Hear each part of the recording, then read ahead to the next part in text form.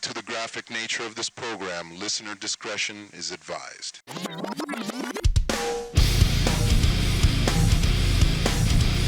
Hello there and welcome back to Forza Top Gear Laps Rivals, the spin-off where we pit a couple of cars with common ground and close PIs against each other to see which one comes out on top. Today we are taking a look at two homologation special road cars which purely exist due to the GT1 class they raced in, requiring 25 road cars to be built in order to compete in it, leading to some of the craziest cars to ever grace a road, including these two. First up, the Mercedes-Benz AMG CLK GTR. On a single glance, you'll quickly notice it isn't really a CLK at all. The CLK GTR shares just the instrumentation, front and rear lights, along with the grille with the standard CLK. Other than that, it is an entirely bespoke car. Built for the 1997 FIA GT1 season, the CLK GTR was built purely to target the McLaren F1 GTR that was dominating the series. To do so, the solution was simple. Mercedes bought a retired McLaren GTR, allowing them to set benchmarks along with eventually evolving this car by attaching the carbon fibre bodywork they plan to use, along with the 600 horsepower 6-litre V12 they plan to use. As a result of this, they could meticulously make the CLK GTR quicker, and the results were striking. Of the 22 races the CLK entered in 1997 and 1998, it won 17 of them, dominating the championship standings. The road cars were built between winter 1998 and summer 1999, ironically after the CLK GTR had been replaced by the newer CLR. 26 CLK GTRs were built with 20 coupes like this car and 6 roadsters. Changes to the road car included a leather interior and air conditioning. Mechanically, the 6-litre V12 was stroked up to 6.9 litres, and traction control was added. Other than that though, this was a race car for the road, and was notoriously unforgiving, although as it was the most expensive production car ever built at the time, at over $1.5 million, it's hardly like you'd be driving it very often. The standalone champion of FIA GT1 racing, the CLK GTR is a legend in Mercedes racing history and helped the newly acquired AMG brand gain some serious momentum. Next up, the Porsche 911 GT1 Strassenversion. Once again, it should be obvious that this is no normal 911, with only a shared set of lights tying it to the 911 lineage. In the mid-90s, Porsche looked to return to top-level racing, and what they found was heavily modified road-going McLaren F1s dominating the BPL series, the precursor to FIA GT1. Porsche, exploiting the rules, decided that instead of heavily modifying an existing Porsche, they'd build a bespoke car. The 911 GT1 debuted at the 1996 24 Hours of Le Mans, gaining second just one lap behind the full-on prototype Porsche WSC 95. Come 1997, the 911 GT1 had gained the Evo name along with the fried egg 996 headlight and a new aero package.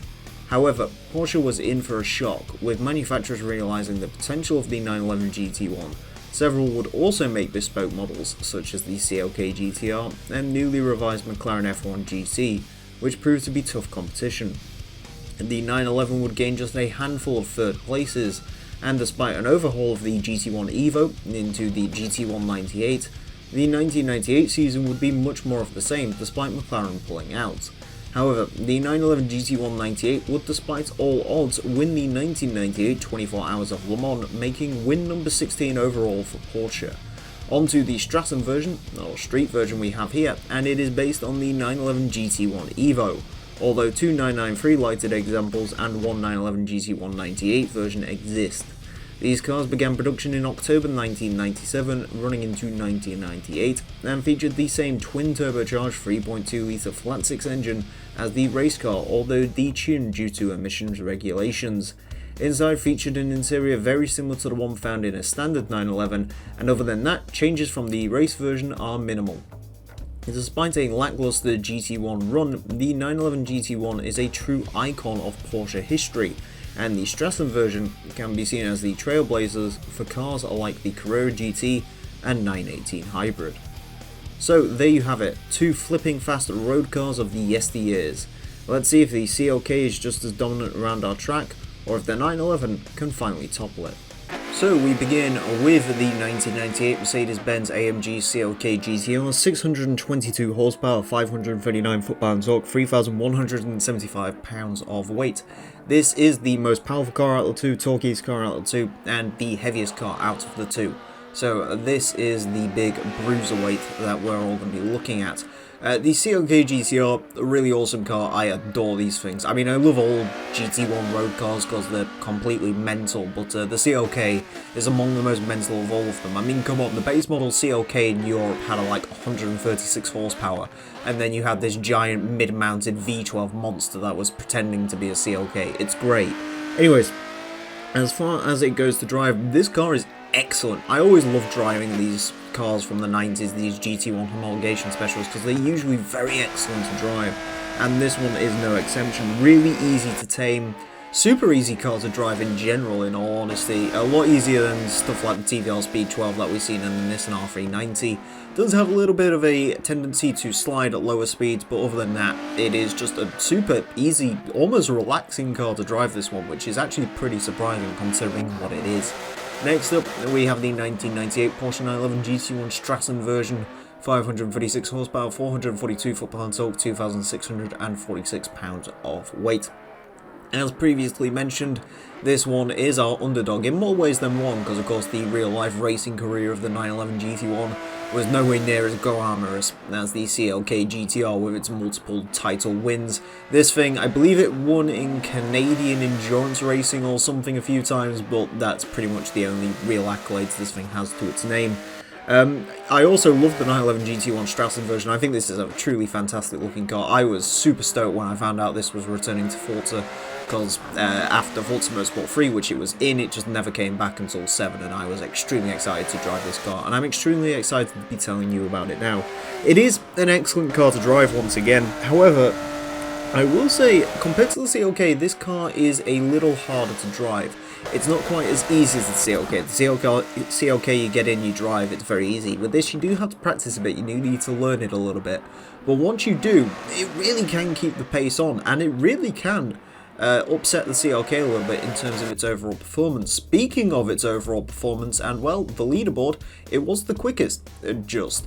In 32th place, the Porsche 911 GT1 Strassenversion with a 112.746. In 34th place, the Mercedes-Benz CLK GTR with a 112.940.